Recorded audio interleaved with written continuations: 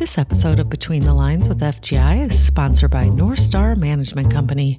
Smart builds start with us. I've always said I can design something to show you how smart I am, but that doesn't mean that it's the right thing for you. It's really having that conversation. How do you want this to function? How do you need this to function? I can provide you with our minimum requirements and I can provide you with best practices, but I'm also going to ask you a lot of other questions to make sure we get the right design for you.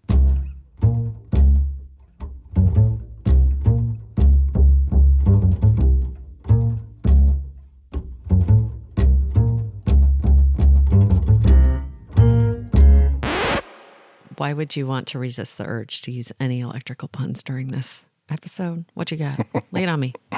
I think it's important that we stay grounded in this conversation. I'm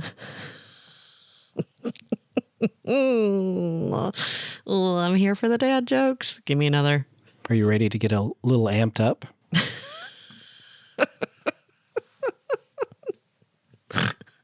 Oops.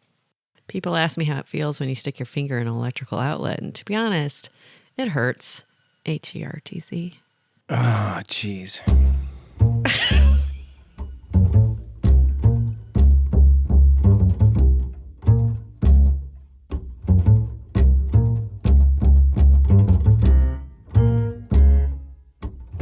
Welcome to Between the Lines with FGI, a podcast brought to you by the Facility Guidelines Institute.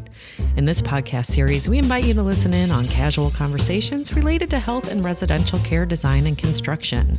Coming to you from Washington State, where the state bird is the American goldfinch, is FGI's very own John Williams, Vice President of Content and Outreach and Chair of the 2026 Health Guidelines Revision Committee.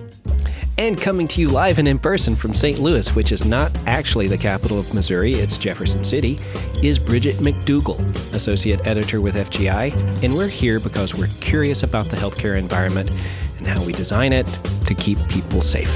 The guidelines provide minimum requirements from a built environment standpoint, but there's more there, between the lines, so to speak. And that's what we explore here on this podcast with the help of some amazing invited guests and, of course, you along for the ride. So, thanks for finding us, or thanks for coming back to us again, and let's get ready to read Between the Lines with FGI.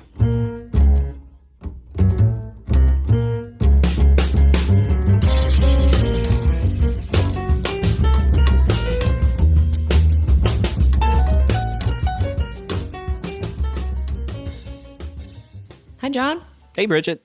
Hey, I'm really glad we got those electrical puns out of the way so we can get right to it. Right. Out of our system, right? That's right. Yep. Okay. Where should we start? How about the white paper? That is a good place. We'll be mentioning this white paper throughout the episode. Why don't you tell our listeners about what it is and where they can find it? Absolutely. If you go to FGI's website and scroll down the main page of that website, and that's fgiguidelines.org, you'll see a big red resources box.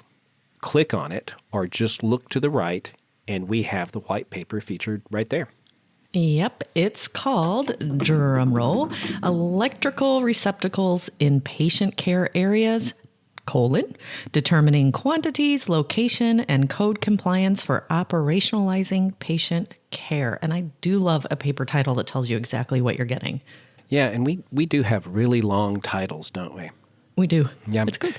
And and we're fortunate to sit down with Krista Biason, who is the lead author of this white paper. Shout out to the other four who worked on it with her: Udo Amon, Doug Erickson, Tracy Graham, and Terry Zabrowski. A stellar effort, and I really can't wait to talk to her about it. I first heard Krista talk about this paper at a conference. It was a PDC summit last year, I believe. And I have to admit, I was less than electrified about the topic. Yeah, I see what you did there. Yeah, I know. I can't help it. But seriously, that session of hers where she and Terry Zabrowski talked about the white paper, that session was perhaps my favorite one. I had no idea there was so much to learn about receptacles, and she really had such an engaging and clear way of talking about it. I felt smarter after. So light bulbs went off? See, okay, see, you can't help it either. Okay, enough puns. Let's talk about Krista Biason. Krista is a senior electrical engineer with HGA Architects and Engineers in Minneapolis, and she has more than 25 years experience specializing in healthcare electrical design. In addition to assisting with the revision of the guidelines documents, Krista was recently elevated to senior status in the American Society for Healthcare Engineering, or ASHE. Her work is regularly published in industry journals, and she presents at conferences, including the ASHE PDC Summit. Yep, where I saw her. We'll be asking Krista about what inspired this white paper, as well as her thoughts about a specific table that appears in the guidelines. That's table 2.1-1. It's called Electrical Receptacles for Patient Care Areas. Right. And by the way, if folks don't have a print copy or digital access to the guidelines, you can still take a look at this table by going to our digital site and using the limited page views feature that are offered there. That's right. And that site is shop.fgiguidelines.org. Don't be afraid of the shop word. You can have some limited previews. Yep. All right, let's dig in. Bridget, are you ready to read between the lines with Krista Biason? You know it. Let's go.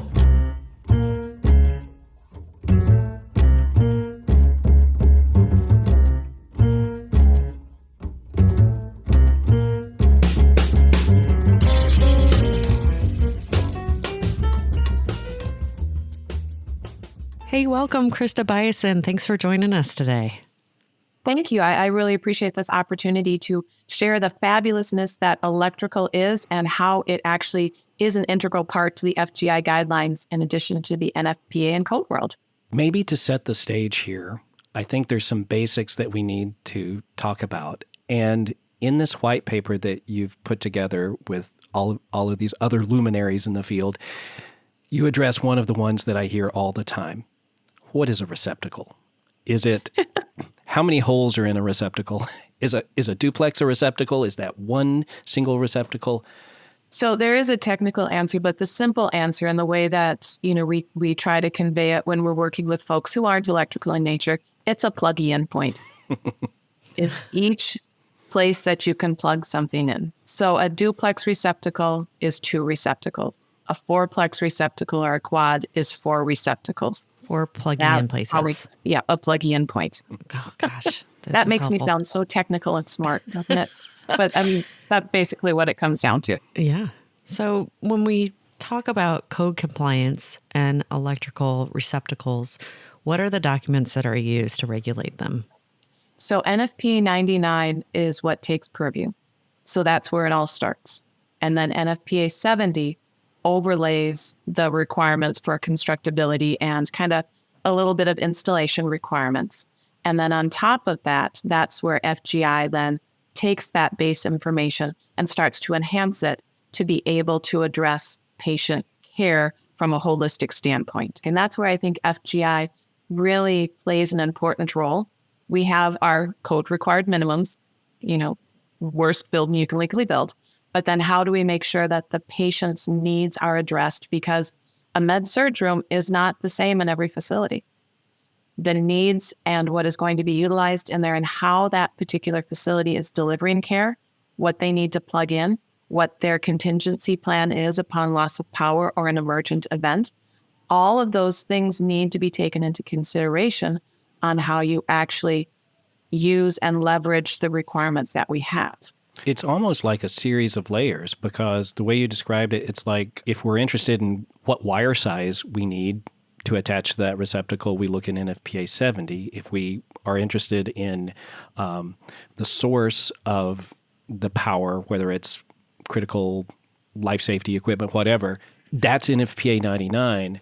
But when you get to that overlay of what makes sense for that particular function, that's kind of what lives inside of the FGI. Right. So it really is, how are we going to use the space? How do we take these base requirements to make sure that we do no harm? And then how do we take that to the next step to make sure that it's actually a functional system and we are patient-centered care? So at every episode we've done so far, There's always been a moment where the person that we're interviewing stresses the importance of having these conversations before the spaces are built and getting the right people at the table and asking the right questions.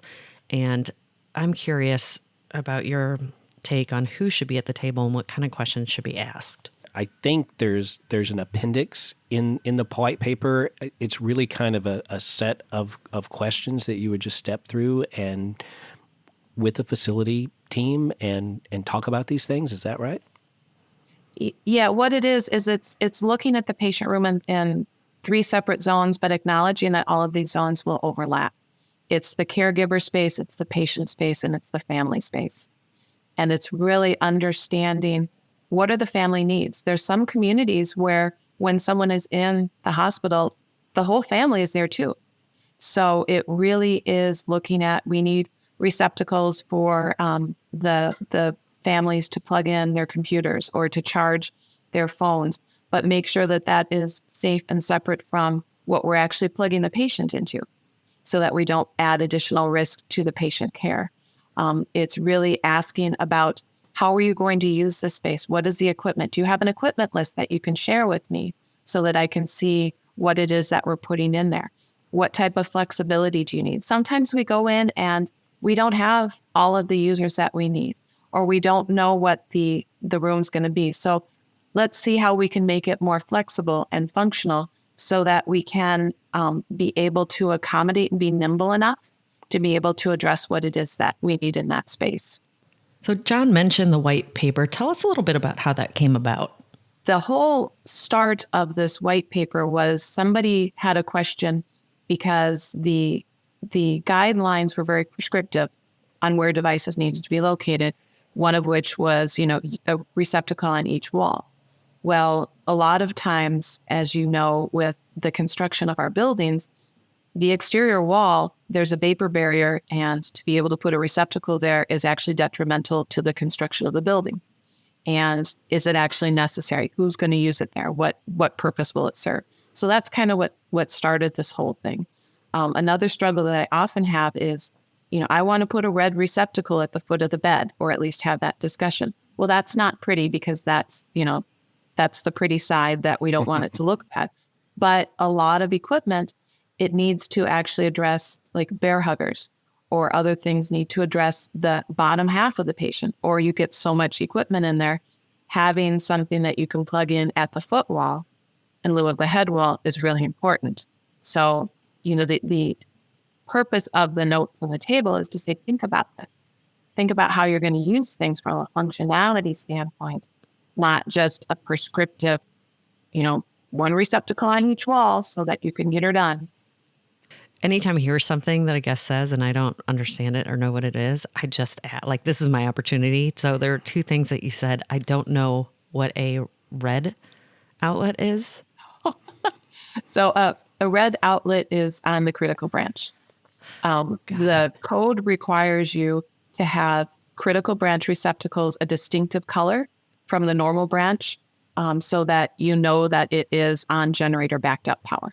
And for anybody who's really electrical is just not their world, but they happened upon this podcast, this particular episode, can you briefly explain the difference between the critical branch and essential branch? Is that right?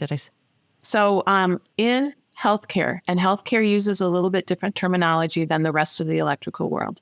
In healthcare, we have normal branch, and then we have our generator distribution, which is called essential branch. The rest of the world says emergency, and we're trying to get it shifted. Emergency is a code-defined term in NFPA, but what we have is essential. And our essential branch are the things that are served from the generator and are made up of life safety. And life safety is basically fire protection and things to get you out of the building, like exit signs, and they throw med gas in there and things to support the generator. So life safety is literally to save you to get out of the building, which I know healthcare a lot of times is defend in place, but we still have that branch. Okay, so that's emergency branch. Essential branch. Then what's critical branch? Critical branch is basically direct patient care. So things that you need to continue to run on power if you have an outage of your normal system. And then we have equipment branch, which are a lot of our HVAC systems and maybe some autoclave things, just kind of additional accessory things that we can put on the generator that also then need to support. So between life safety, critical, and equipment branch, that makes up our essential systems. Life safety is very prescriptive. That's all there is. In critical and equipment branch, there's always a line that says, or required for function of the facility. Essential function. Essential function. So there's a little bit of wiggle room in critical and equipment branch and what you can put on those, not for life safety. There's one more thing I didn't know what it was. I'm only at a 2 count so far at this podcast, so this is good.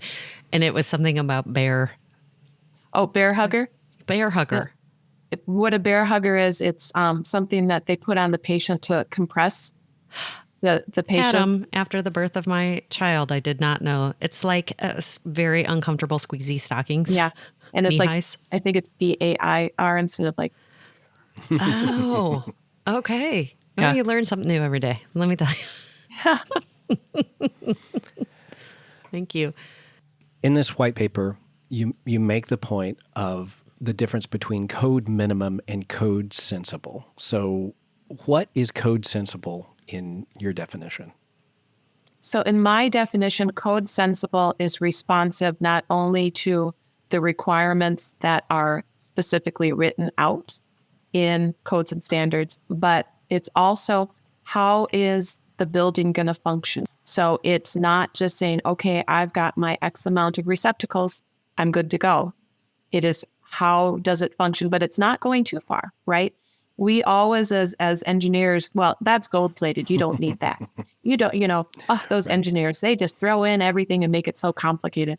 No, the best design is a simplistic design, an elegant, simplistic design. So a code sensible design is really making sure we're suiting those needs without throwing everything at the wall that somebody may say they may need or want. It's being responsible. And practically speaking, if we don't have receptacles where we need them, staff have mechanisms to fix that. And that is power strips and extension cords and all sorts of things that could potentially create fire hazards, but certainly create citations on CMS survey or state survey. Big old no-nos, right? If I go in to get treatment and I'm in a patient room and I see a lot of extension cords and surge protector strips and all that kind of thing, it might be a good idea to pack my bag and seek care elsewhere, would you say? Or does that happen sometimes because you just have to? It should not happen. That's where you need to take a step back and say, okay, we're not really serving our patient population correctly. Mm-hmm. And some of that sensibility comes through even in the electrical code. Even if you look at basic house placement of receptacles, there's a sensibility, there's a logic that says, hey, try to put one generally on every wall. Think about where they're located. In a kitchen, do this. In a living room, do this. So we can do that for residential type spaces. I think it's an extra layer of complexity, like you list all of those things that go into patient care spaces. It's a lot more complex in healthcare. It really is. Patient care rooms have a lot of variability to them, but then you start getting into procedure areas and operating rooms. That's where, it can be just something very simple, or you can have the latest, greatest technology that really changes and turns things 180 from what you would have anticipated to be in those spaces. Can we focus in on these tables for just a minute? I've got some questions for you. We both do about some of the things in the tables. And I did a kind of a deep dive on those, a big deep read last night on the tables.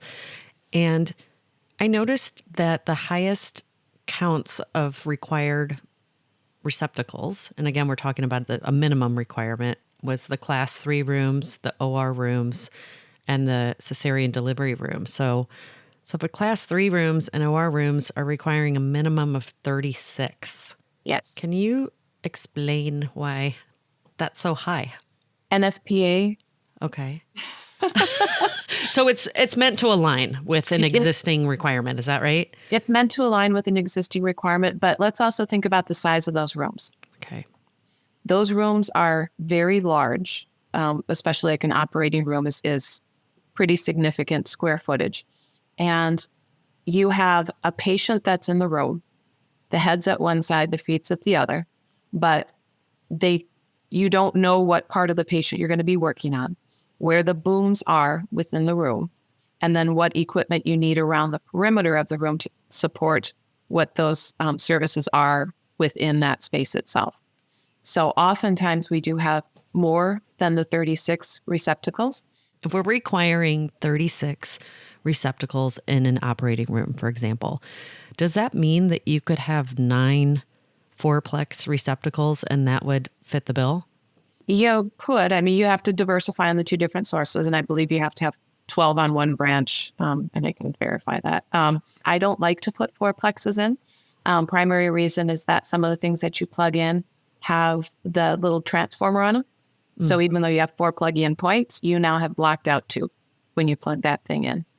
We talked about the rooms that have the highest receptacle counts, and I was looking at rooms that had the lowest counts, and those were low acuity patient treatment station, phase 2 recovery patient care stations, and interior human decontamination rooms, and those were 4 receptacles. There are spaces that may not need that much electrical power or not that many things plugged in. It's that communication with how is this going to function. Yeah, you may have an example where the phase 2 is also pre-op, and it may also be the anesthetizing location which then throws another thing in on you need to have the lighting and everything else in there. Right. All about conversations. All about conversations. You can't design in a vacuum, and all voices are important. So what do you think are some important considerations for users of this document that open up this table and go to use it? What are some of the things that they should keep in mind?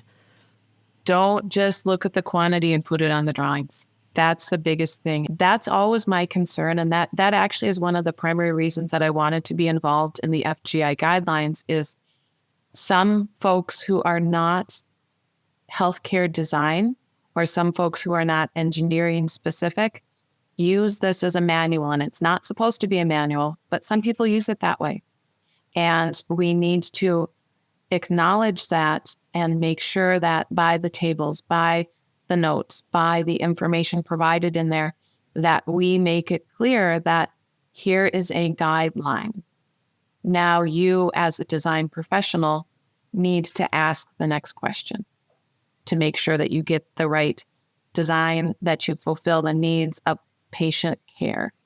I think about every note that's in there is likely there because an HGRC member or member of the public submitted it as a proposal because it was a thing. So I'm looking at this note that says, let's see, where is it? Receptacles on portable equipment or relocatable power taps are, I put are included in the total, but I think the note is are not included in the table. Included in the table. This is why words are important. Words are Editor, very go back, but I did catch it. Yeah. So and I'm imagining that came up because people sometimes wonder that or say, well, I've got these other outlets that are attached to this rolly bit of equipment. This counts as one. And we're saying, no, it does not. Look, it's here. See? No. Yeah. And there's the classic one. What is convenient? We use the word convenient in the table, and there's a footnote that talks about it. But I think what you're saying, especially in this white paper, is convenient is defined by the facility and the function of the space, and it's not something that you can determine necessarily without at least a little conversation. Right. I agree with you 100%. In the document, we say that convenient means the cords from the equipment to be used in the room can reach the receptacles without causing a trip hazard. Well, and that's the thing too, with the discussion we had with receptacles on the footwall. I'm sorry if it's not pretty, but it's necessary because you have so many things. If you have something that's at the patient's, the foot of the patient, you're not going to want to drag it all the way to the head wall and then have that something that's a barrier between your caregiver and your patient, because the cord's not going to be long enough that you can, put it underneath and then put something conveniently over it so nobody trips over it. You sometimes logic is really the most important thing. And those notes in the table really serve to point out where logic might be missed during design, right? For example, in the hospital table, there's a note that says receptacles shall be located so they're not in conflict with suction slides and canisters, those small things that are on the wall. Yep. You have to be mindful on how it's going to be used. We don't want to be next to the suction because the canister may be 4 inches today, but they may change vendors and that canister may be now an 8-inch canister. So you've just blocked off one of our receptacles, or you've potentially made a sticky mess if someone bumps it as they're trying to plug or unplug something. So it's really looking at the locations of things for patient care, but also for staffing efficiency. And, we don't like to say it, but our caregiving population is aging, and giving them extra movements or making them try to get to devices that look nice on a wall, but make it more difficult and accessible for their needs is also a very challenging thing to do. Are you seeing a lot of requests to put in the types of USB charger outlets? Is that a thing in healthcare now? Yeah, yes, it is. It is a thing in healthcare, and I know that there's been many discussion on ratings of these particular devices. One thing that Terry Zabrowski actually had a conversation with one of an ICU nurses that she was shadowing is the complaint that at this particular facility that we didn't design, that she was kind of doing the survey of, is they did not have charging for the patient's cell phones.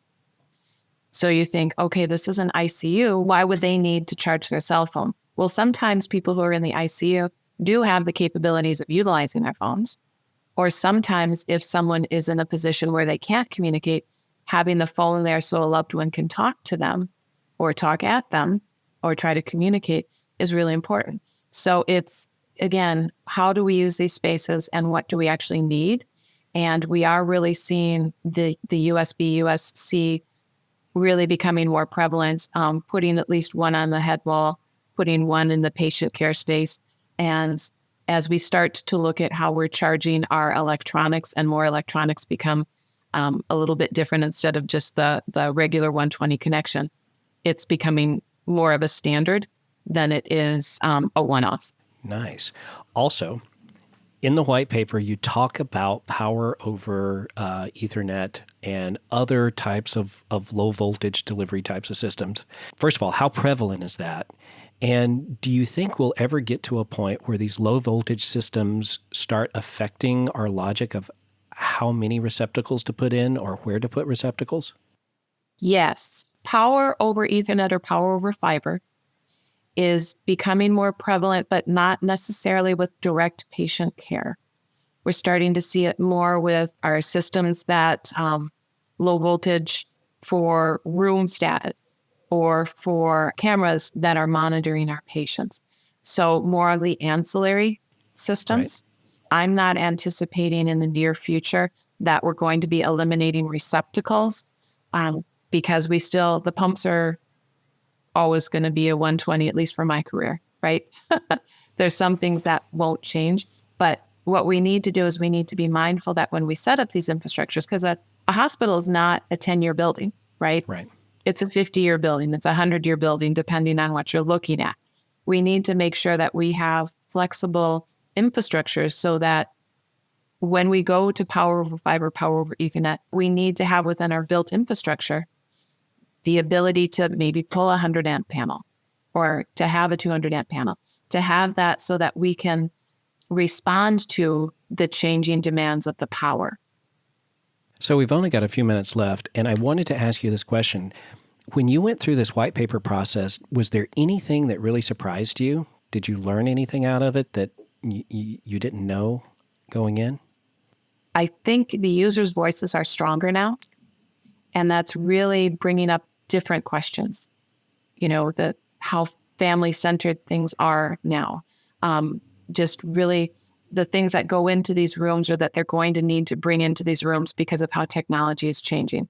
Anything particular from the pandemic in terms of location of outlets or number of outlets that you can think of? I think one of the biggest things is looking at, are you going to double load these rooms? And also, We don't need to go crazy, right? Not every single room will be designated as the highest acuity room, because it's not just the amount of receptacles in the room, it's also the air handling system. Right. It's the barriers, it's the function, it's the support spaces. So let's be realistic. By putting 47 receptacles in one room and only using 3 of them all the time, that's not the best choice, right? So that's where, again, the emergency preparedness plan needs to come in. Are these going to be flex rooms? Are these going to be IMC rooms? Really understanding what it is and not going crazy and paranoid on what we need to do for tomorrow, but being realistic on how to prepare for it from a larger perspective of the facility, not just throw more receptacles in there and we got her done. Excellent. It's such a good point, because those early conversations can help people understand when you need more receptacles, but they can also keep you from over-receptacling. I guess that's a new word. Over-design. Thank you. Well, and again, that too is, if you have your base infrastructure flexible enough that you can add another panel board to bring in additional circuits, or you can shift what you have, or your conduits aren't all the way full, so you can pull a couple more circuits in and create dedicated circuits. It's thinking about how things could maybe change in the future to be able to give that flexibility in the design today, but not necessarily pay for it or have something sitting there that you may never ever use. The white paper is on our website. It's titled Electrical Receptacles in Patient Care Areas. Krista, thank you so much for spending time with us today and going over all these good pieces of advice about how to create a better patient care environment. Thank you so much. Thank you. And I appreciate the opportunity to just share that engineering is more than just doing a design and writing the book. As engineers, we also interact with patients. We interact with our facility staff. We interact with our owners. And it's really, we're part of the process. We're not just doing a design that we did last time. Thanks, Krista. Thanks so much for coming today. Thank you. This was fun. I kind of felt like though I was on like a Saturday Night Live skit. Did you like that? Yeah. Really? I felt like because it looks like we're wearing costumes. Because this is really what we look like actually in real life. Did you think we were in makeup and costumes? Yeah, I wasn't sure. Thanks for joining us for another episode of Between the Lines with FGI. Do you have an idea for an episode or maybe a question you would like us to answer? Please get in touch by writing to us at podcast@fgiguidelines.org. And if you're interested in becoming a sponsor for one of our episodes or a series of episodes, you can also reach out to us at the same address. It is podcast@fgiguidelines.org. Many thanks to Neil Kane and the Neil Kane Trio for the use of his song Skip to My Lou from the album of the same name. Join us next time as we go Between the Lines with FGI. Bye, everybody. See you next time.